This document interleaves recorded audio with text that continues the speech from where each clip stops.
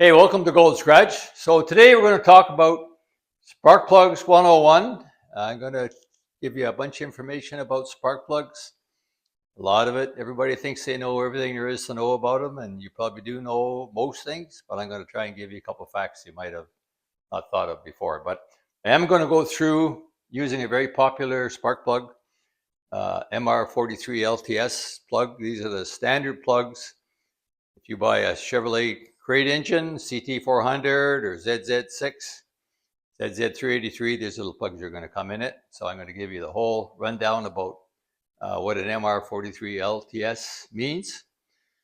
So before we get into that, just quickly, what's going on at Gold Scratch? So we just got the blue engine shipped out last week. It was on the dyno and made 406 horsepower. We're pretty happy about that. So next we got coming up Joe Fernandez 400 Pontiac. I made a previous video about that.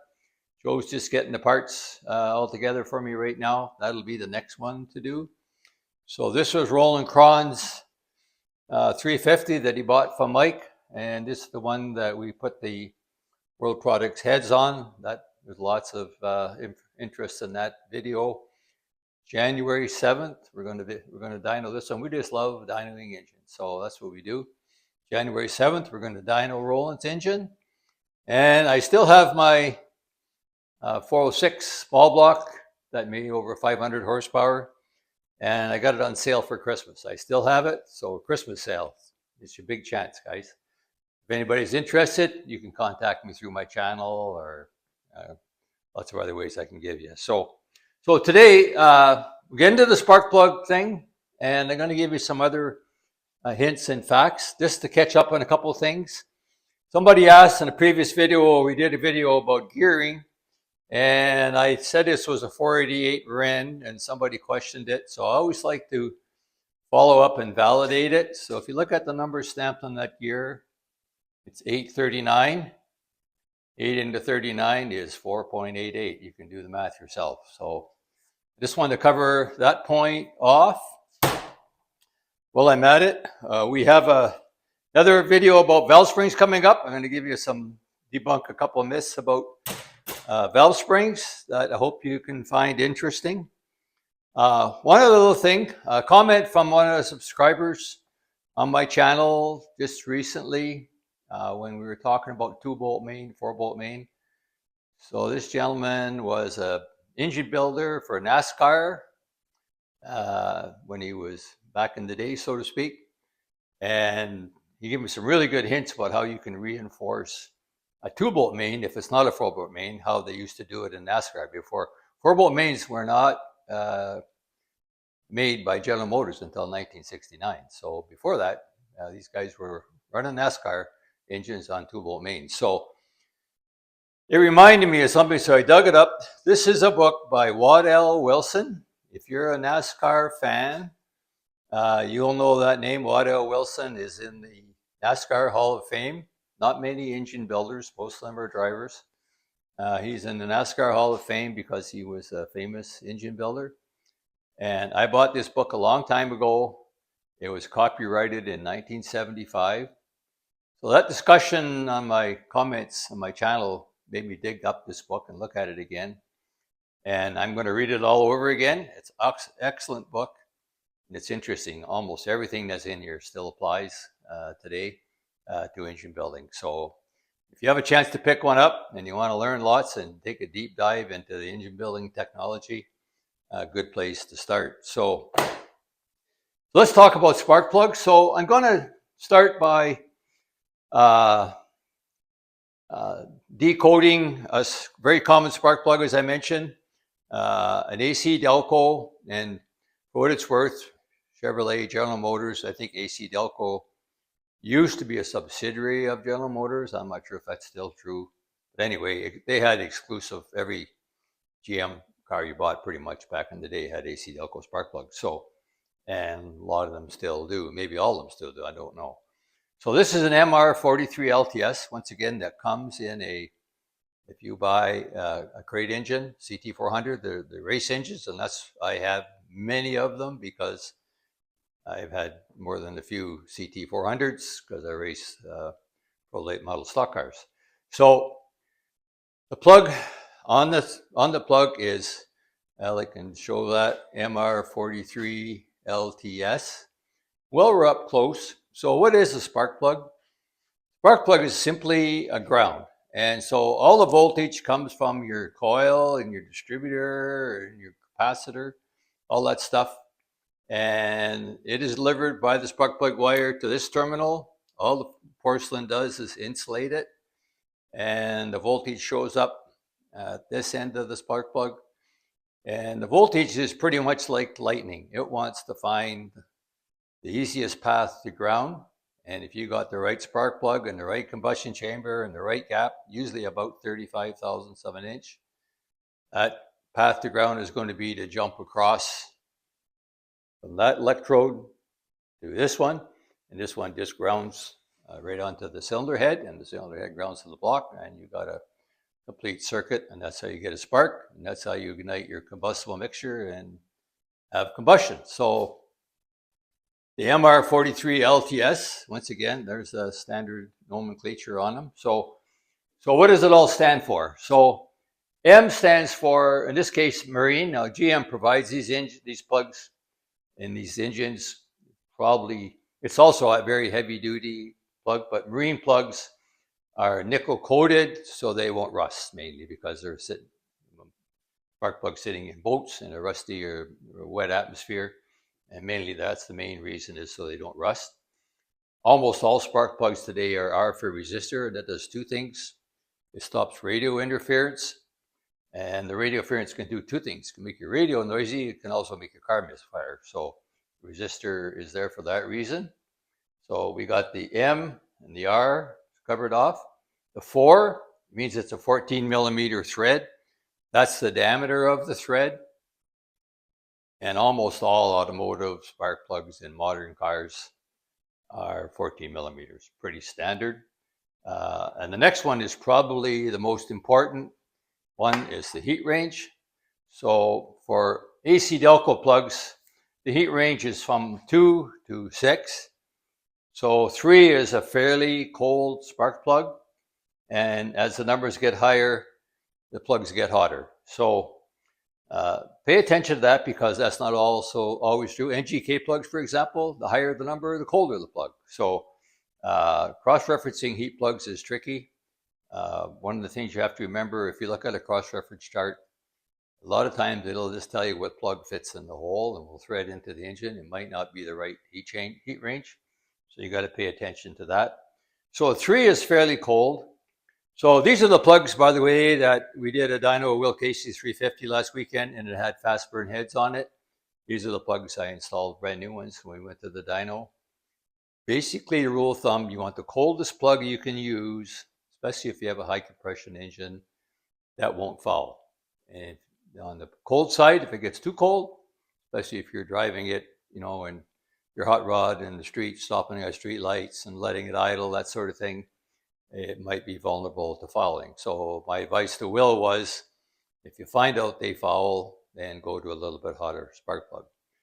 On the other side of the table, if the plug's too hot, it's more likely to cause your engine to detonate, pre-ignition, go red, all that sort of thing, which isn't good. So you essentially want the coldest plug you can get. And a little tip, if you have a hot rod and it starts to develop ignition miss, especially under load, even though it starts and runs okay, most of the time your spark plugs are fouling. That's the very first thing to do. Pull your plugs and have a look at them, or just change them. It doesn't take much.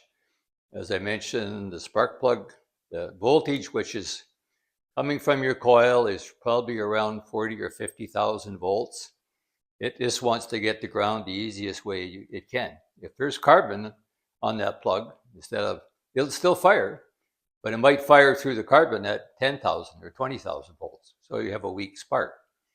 When you get at higher RPM, that weak spark won't be good enough to ignite your cylinder, your combustion chamber, and you're going to have an ignition miss. So my advice would be, if you have a hot rod and it develops a miss, very first thing you want to look at is spark plugs. So and use the coldest plug that you can that will not foul your engine. The next one is the length of the thread. So ML43 is the heat range, L is the length. So this is, the L stands for long. So I'll just show you a comparison of long versus short. There's a plug that's short versus long. So these are both tapered plugs. Well, we got Alex holding the camera nice and close. These are both tapered plugs. And so another little tip, these are mostly old plugs that I've had around from many engine jobs, whatever. But I had a case where a customer brought an engine in that wasn't running very good. And here's another little thing that can happen very easily. So he called me about it earlier and said, it's not running very good. I said, well, change the spark plug. So he went to an auto parts store. He bought one plug and they sold him exactly the same plugs that were in it before. And whoever put the plugs in before, they were the right plugs for that year and make a car, but they weren't the right plugs for that engine. So you make sure you get the right plugs for your engine. So the plugs that he put in it were short reach, and the plugs he needed were long reach. What happens is the electrode doesn't even stick into the combustion chamber. It's shrouded by the threads in the cylinder head, and the engine will run. It just won't run very good. So if you take out a long plug, make sure that it needs a long plug. The other side of it is if it only needs a short one, you put a long one in, you might hit, a piston might hit your plug, and that wouldn't be good either. So really important to make sure, especially when you got aftermarket stuff, you don't have the original engine. You can really get messed up with spark plugs. Make sure it's the right plug for that engine. So as we go through this, a few things. So the long ones are 3/4 and the short ones are, I think, 3/8 or a little less than that anyway, something like that. So the T stands for tapered seat. So here's an example. We'll show it again. There's a tapered seat. So on most modern engines now, and GM and Chevrolet, and there's steel heads starting in the 70s, they started using tapered seats instead of a gasket. But in a lot of aftermarket cylinder heads still use a gasket, especially if it's an aluminum head, because it's less likely to run into a problem. If you have a problem with the tapered seat against the cylinder head, then you got big problems. If it's a gasket, you can just replace it. But one exception to that is the GM fast burn heads do come with tapered seat spark plugs. So make sure that if it's supposed to have a tapered seat, it does. And if it isn't supposed to have a tapered seat, you need a gasket. Otherwise, you're not going to have a good seal. The other one, the S, stands for extended tip. And what that does, we've already showed the plug up close. It projects that tip a little closer into the combustion chamber and closer to where the temperature is, makes the flame travel a little shorter. So there is a theory that extended tips will make a little bit more power. Haven't really tested that, but it's not a bad feature to have anyway. So a couple other things about spark plugs. I got my Motormaster nickel anti-seize out here. One of the things you have to remember, if you have a hot rod engine with an aluminum head, spark plugs are never aluminum, they're always steel. And if you leave that spark plug in the engine over the winter or for a long period of time, what can happen is the steel on the plug can chemically bond with the aluminum on your cylinder head, and you go to take it out sometime later, and you might have a hard time getting it out, because if it does, it might actually rip the threads out of the aluminum cylinder head coming out. One little thing to try if you run into that is get the engine good and hot first, because the aluminum will expand and give you a better chance. But I've seen cases where we had to helicoil all the spark plug holes in the aluminum cylinder head because you just couldn't get them out. One of the problems with new modern engines that can go 150,000 miles or more with original one set of spark plugs, so you go to take them out and they've been in there for 10 years, there's a good chance you're going to have a tough time getting them out. So another thing to watch for. So correct engine, correct length. So that's basically what I wanted to cover in spark plugs. If there's an interest in it, I can decode a Champion, NGK, whatever you like. I didn't want to mess up this video with too much information. And if you're interested in that, I can do that for others as well. One of the things, again, Please like and subscribe. Thanks, Alex.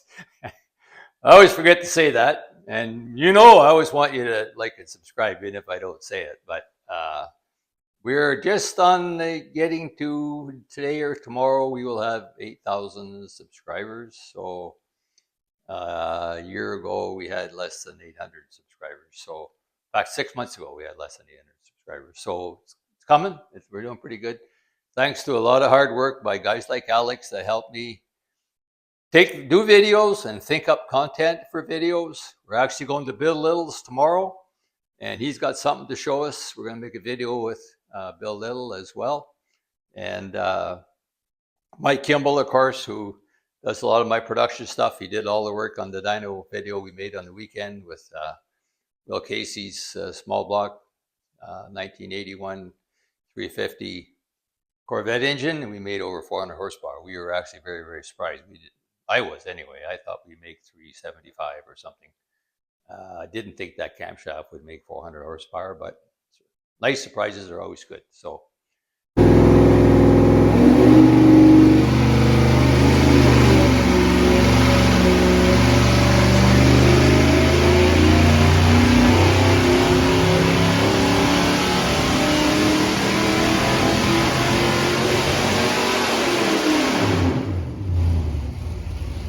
I think that's it for now. Thank you for watching, and please subscribe once again. Thank you for watching Gold Scratch.